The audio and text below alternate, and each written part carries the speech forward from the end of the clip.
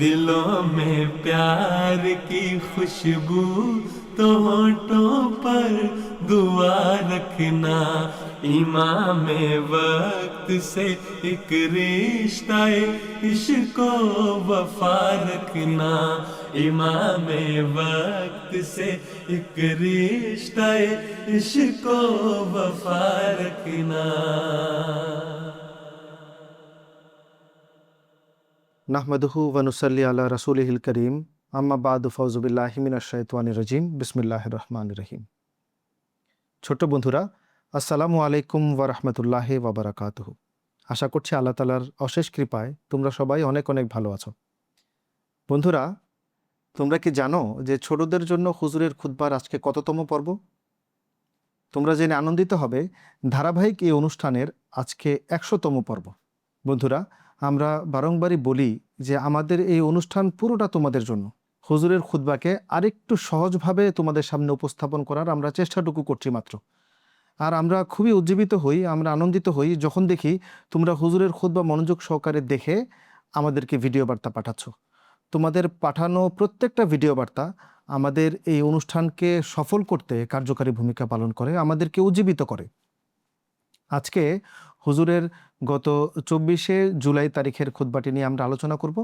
আলোচনার জন্য তোমাদের মধ্য থেকে দুইজন বন্ধুই আমাদের সাথে উপস্থিত আছেন। অন্যান্য প্রোগ্রামগুলোর মতো একজন হচ্ছেন ফারেস হোসেন আর একজন মাসরুর আহমেদ। আসসালামু আলাইকুম রহমতুল্লাহ উস্তাদ জি। ওয়ালাইকুম আসসালাম ওয়া রাহমাতুল্লাহি ওয়া বারাকাতুহু। কেমন আছো তোমরা? আলহামদুলিল্লাহ উস্তাদ জি, ভালো আছি। আপনি কেমন আছেন উস্তাদ জি?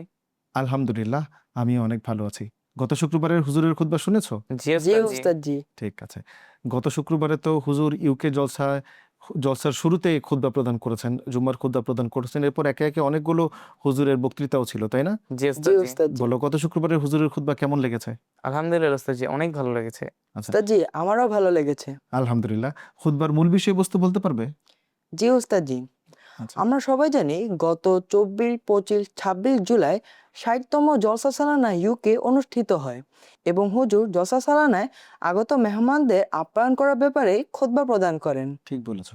শুধু অতিথি আপ্যায়নে নয়, হুজুর যেমন খুতবায় মেজবানদের নসিহত করেছেন, ঠিক সেভাবেই তিনি মেহমানদেরকে জলসার যে শৃঙ্খলাবোধ আছে সেগুলো রক্ষার ব্যাপারে নির্দেশ প্রদান করেছেন। চমৎকার বলেছো ফারেস। দেখো, অতিথিদের মর্যাদা রক্ষা, অতিথিদের সেবা করাই নির্দেশনা আল্লাহ তাআলার। আর হযরত মুহাম্মদ মুস্তাফা সাল্লাল্লাহু আলাইহি ওয়াসাল্লাম সারাটা জীবনে এই শিক্ষা প্রদান করে গেছেন। হযরত মসিহ মাউদ আলাইহিস সালামের আগমনই হচ্ছে মুহাম্মদ সাল্লাল্লাহু আলাইহি ওয়াসাল্লামের এই শিক্ষাকে জগতে পুনরায় প্রতিষ্ঠিত করা। হুজুর তো এই কথাগুলোই বলেছেন। ছোট ছোট ছোট প্রত্যেকটা জিনিস আমাদের ধরিয়ে দিয়েছেন। শুধুমাত্র অতিথিদের সেবা না, দেখো ট্রাফিক ব্যবস্থাপনা, তোমার খাবারের ব্যবস্থাপনা, এমনকি পানি পান করানো, পরিষ্কার পরিচ্ছন্নতা, প্রত্যেকটা ছোট ছোট জিনিস হুজুর দেখেছেন, তাই না? ছোট ছোট কথা বলেছেন। আমরাও খুতবায় এই জিনিসগুলো নিয়ে আলোচনা করব, নিজের আলোচনা করে নতুন নতুন অনেক বিষয় জানার চেষ্টা করব, বোঝার চেষ্টা করব, ঠিক আছে? কিন্তু তার আগে চলো হুজুরের খুতবার একটা বিশেষ অংশ দেখে আসি। अल्लाह ताला के फजल से आज जलसा सालाना बरतानिया शुरू हो रहा है। मुल्क के कोने कोने और दुनिया के मुख्तलिफ ममालिक से मेहमान इसमें शामिल होने के लिए आ रहे हैं या आए हैं। ये सब हज़रत मसीह मौऊद अलैहिस्सलाम के मेहमान हैं जो ख़ास दीनी मकसद के लिए यहाँ आ रहे हैं। बस इन मेहमानों की मेहमान नवाजी भी ख़ास एजाज़ रखती है। বন্ধুরা, আমরা এতক্ষণ হুজুরের খুতবার একটা চুম্বক অংশ দেখলাম, কিন্তু তোমাদের আবারও স্মরণ করাচ্ছি, এটা শুধুমাত্র একটা চুম্বক অংশ। তোমাদের পুরো হুজুরের খুতবা খুব মনোযোগ সহকারে দেখতে হবে, বুঝতে হবে, নোট করতে হবে এবং এটার উপর আমল করার চেষ্টা করতে হবে, ঠিক আছে? অনুষ্ঠানের এই পর্যায়ে মাসরুর, তুমি বলতে পারবে, গত শুক্রবারে তো হুজুর অনেকগুলো ঘটনার কথা বলেছেন, অনেক বিষয়ে সামনে এনেছেন, তাই না?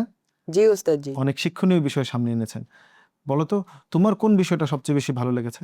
উস্তাদ জি, আমার ভালো লেগেছে একবার জামাতের মিটিংয়ের কারণে রাত ১১টায় একজন মেহমান লঙ্গরখানায় যান, কিন্তু লঙ্গরখানায় তখন কোনো খাবার ছিল না, খালি একটুকু রুটিই ছিল। উনি সে একটুকু রুটিই খেলেন। কিছুক্ষণ পর ওনার দরজায় কড়া নেড়ে বললেন, কেউ যদি ক্ষুধার্ত থাকেন তাইলে লঙ্গরখানায় খেয়ে নিন। তখন ইনি লঙ্গরখানায় গিয়ে পেট ভরে খেলেন। এরপর পরের দিন হজরত মুসিহ মাউদ আলাইসাল্লাম ওনার কর্মীদের বলছেন যে আল্লাহ তাআলা আমাকে গত রাতে ওহির মাধ্যমে জানিয়েছেন যে, হে নবী, তুমি ক্ষুধার্তদের আহার করান। তুমি কি ডক্টর হাসমতুল্লাহ সাহেবের ঘটনাটা বলছো? জি ওস্তাদ জি। রাদিয়াল্লাহু তাআলা আনহু। চমৎকার একটা ঘটনা। দেখো, এই ঘটনা থেকে আমরা অনেক কিছু শিখতে পারি। আমরা যারা অতিথি আছি তারা যেন ছোট ছোট বিষয়ে ভুল না ধরি। এমন না ধরি যে এই খাবার নষ্ট হয়ে গেছে, আমার আরো ভালো মানের খাবার দরকার ছিল, আমি এটা খাই না, এমনটা যেন না হয়। বরং আমরা তো জলসায় যাই আধ্যাত্মিক খাবার গ্রহণের জন্য, তাই না?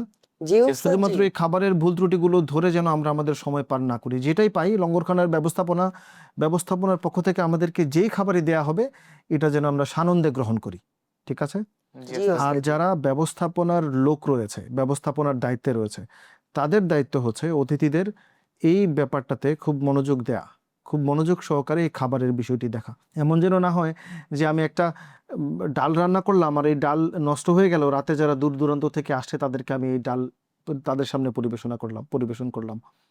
অনেক তো এমন আছে যারা লম্বা সফর পাড়ি দিয়ে তারপরে আসে, অনেক দূর দূরান্ত থেকে আসে, অনেক রাতের বেলা আসে, এসে যদি ভালো খাবার না পায় তাহলে তো হবে না। তাদের জন্য যেন কোনো রকম বাসি খাবার, নষ্ট খাবার না থাকে। হুজুর এই ব্যাপারে বলেছেন তাদের জন্য যেন তাজা এবং ভালো খাবার থাকে। ঠিক আছে?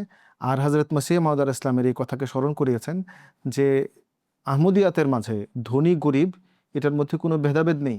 যদি মাংস আর পোলাও রান্না হয় তারপরে সবার জন্য সমান একই খাবার রান্না হবে, আর যদি শুধুমাত্র ডাল রান্না হয় এটাও সবার জন্যই রান্না হবে। বুঝতে পেরেছো? হ্যাঁ জি ওস্তাদ ওস্তাদ জি। জি। ঠিক আছে। আর ফারেস, তোমার কোন ঘটনাটা ভালো লেগেছে?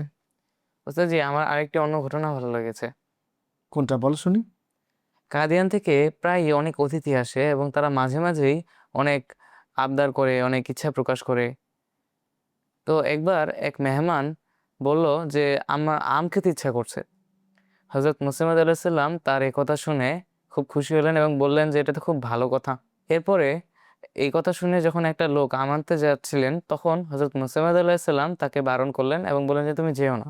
এর কিছুক্ষণ পরেই আরেকজন লোক আসে এবং সে তার হাতে একটা বাক্স ছিল, যেই বাক্সে ৮টা আম ছিল। মজার ব্যাপার হলো যে সেখানে যারা ছিল তাদের সংখ্যাও ৮ জন ছিল। এরপরে মুসিহ মাউদ আলাইহিস সালাম সেই বাক্স থেকে যতগুলো আম ছিল তা সবাইদের মাঝে বিতরণ করে দেন। ঠিক। আর মসিহ মাউদ আলাইহিস সালামের ভাগে যে আমটা পড়েছিল উনি সেটা থেকেও কেটে কেটে অতিথিদের আপ্যায়ন করতে থাকেন, অতিথিদেরকে সেখান থেকেও দিতে থাকেন, জি তাই না? ওস্তাদ জি। জি এখান ওস্তাদ জি। থেকেও মসিহ মাউদ আলাইহিস সালামের অতিথি সেবার একটা দৃষ্টান্ত আমরা দেখতে পাই, তাই না? জি জি ওস্তাদ জি। ওস্তাদ ঠিক জি। আছে বন্ধুরা, 100তম অনুষ্ঠানের এ পর্যায়ে তোমাদের পাঠানো ভিডিও বার্তাগুলো দেখার পালা। আমরা জানি প্রত্যেকটা প্রোগ্রামে তোমরা মনোযোগ সহকারে হুজুরের খুতবা দেখো আর সবচেয়ে ভালো লাগা অংশটুকু ভিডিও বার্তা হিসাবে আমাদের কাছে পাঠাও। কিন্তু আজকে একটু ভিন্ন রকমভাবে এই বিষয়টি আসবে তোমাদের সামনে। এতদিন পর্যন্ত তোমরা যারা এই কাজটা করেছো, আমাদের সঙ্গ দিয়েছো, অনুষ্ঠানের সফলতার পিছনে গুরুত্বপূর্ণ ভূমিকা রেখেছো, তারা সবাই ভিডিও বার্তা পাঠিয়ে কতদূর উপকৃত হলে, আমাদের এই অনুষ্ঠান তোমাদের কতদূর কাজে আসলো, এই প্রত্যেকটা তোমাদের মনের অভিব্যক্তি আমরা তোমাদের পাঠানো ভিডিও বার্তাগুলোর মাধ্যমে জানতে পারবো। চলো তোমাদের পাঠানো ভিডিও বার্তাগুলো দেখে আসি।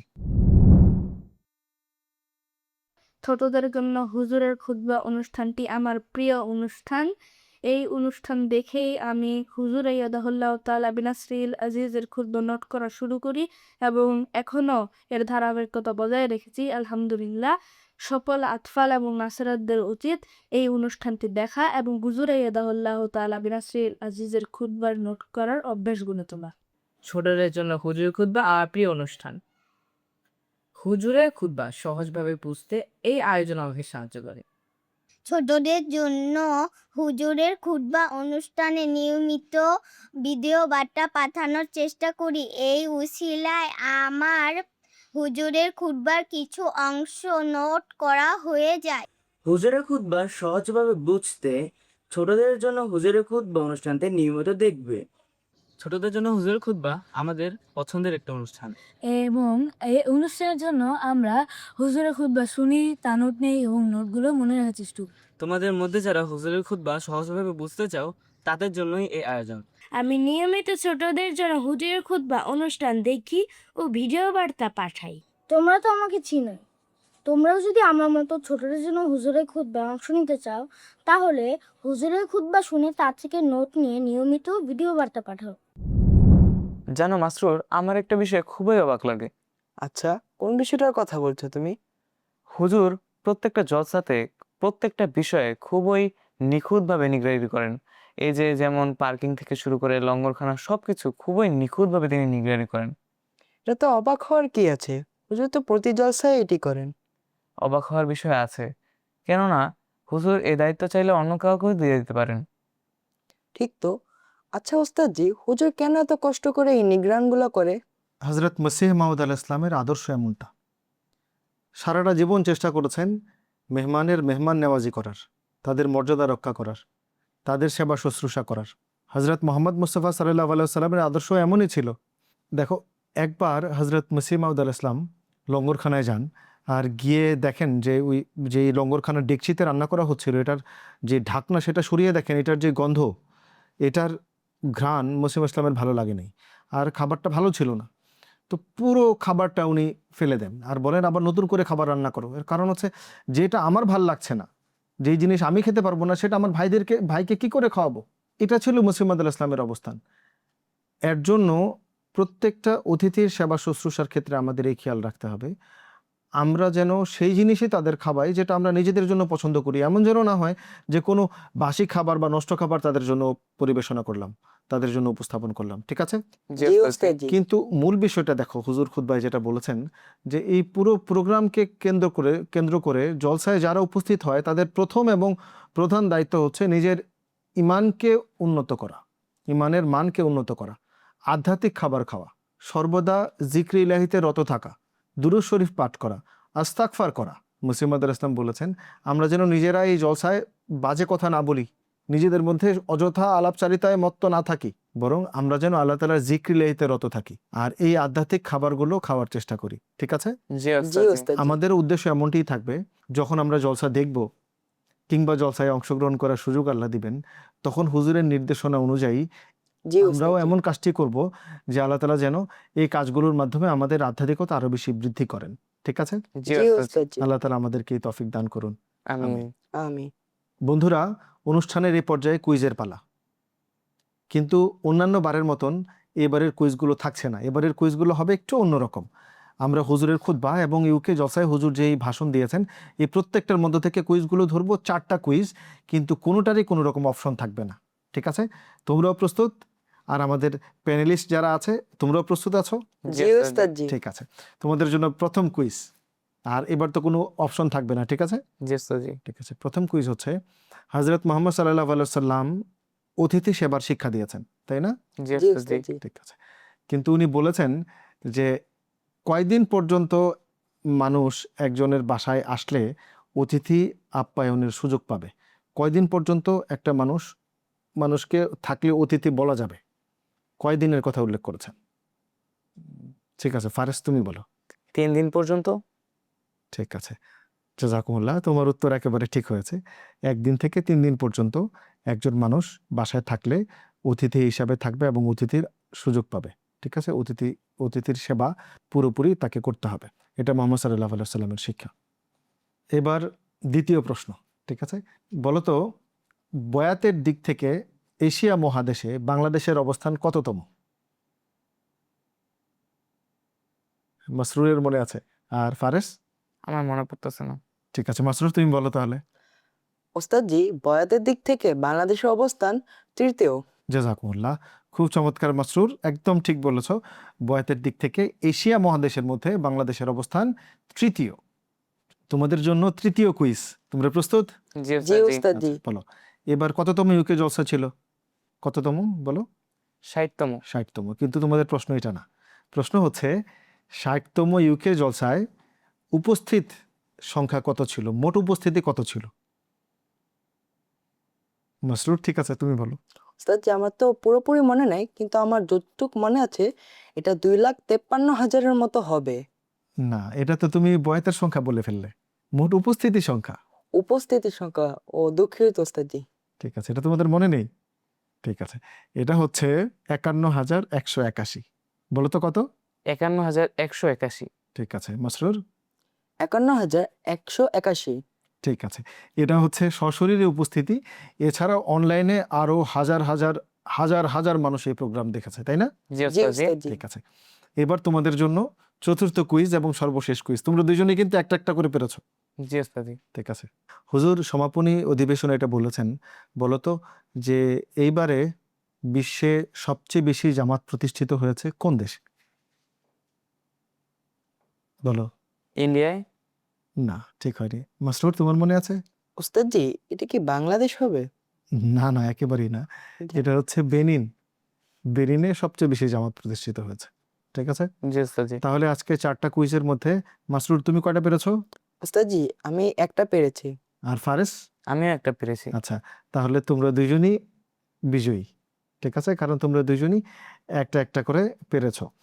কিন্তু তোমাদের আরেকটু মনোযোগ সহকারে হুজুরের প্রত্যেকটা খুতবা আর প্রত্যেকটা বক্তৃতা খুব মনোযোগ সহকারে দেখতে হবে। ঠিক আছে? জি জি ওস্তাদ জি। উস্তাদ জি। ঠিক আছে, তাহলে তোমাদের পুরস্কার তোমরা নিয়ে নাও। আমরা তো সাথে সাথে পুরস্কার দিয়ে দিই, তাই না? জি ওস্তাদ জি। এটা হচ্ছে ফারেসের জন্য জাযাকাল্লাহ।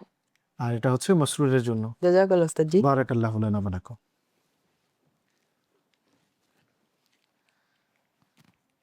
বন্ধুরা, দেখতে দেখতে আমরা অনুষ্ঠানের একেবারেই শেষ পর্যায়ে চলে এসেছি। তোমরা যারা মনোযোগ সহকারে আমাদের এই প্রোগ্রাম দেখছো, আমরা আশা রাখি যে হুজুরের খুতবা তোমাদের কাছে আরেকটু সহজবোধ্য হয়, তোমরা হুজুরের খুতবাকে আরেকটু সহজভাবে বুঝতে পারো। আমাদের উদ্দেশ্যও এটাই। যদি হুজুরের খুতবা তোমরা আরেকটু সহজ করে বুঝতে পারো আর এই অনুষ্ঠান তোমাদের মাঝে খানিকটা পরিবর্তন আনতে পারে, তোমরা আরেকটু বেশি জানতে পারো, তাহলেই আমাদের এই অনুষ্ঠান সফল। আশা করি খুব মনোযোগ সহকারে হুজুরের খুতবা দেখবে আর আমাদের এই অনুষ্ঠানও মনোযোগ সহকারে দেখে অনুষ্ঠানটি সফল হওয়ার পেছনে তোমরা ভূমিকা পালন করবে। যারা এতক্ষণ আমাদের সঙ্গ দিয়েছো সবাইকে অনেক অনেক ধন্যবাদ, আর দুইজন প্যানেলিস্টকে ধন্যবাদ জানিয়ে তাহলে আজকের মতো এখানেই বিদায় নিচ্ছি।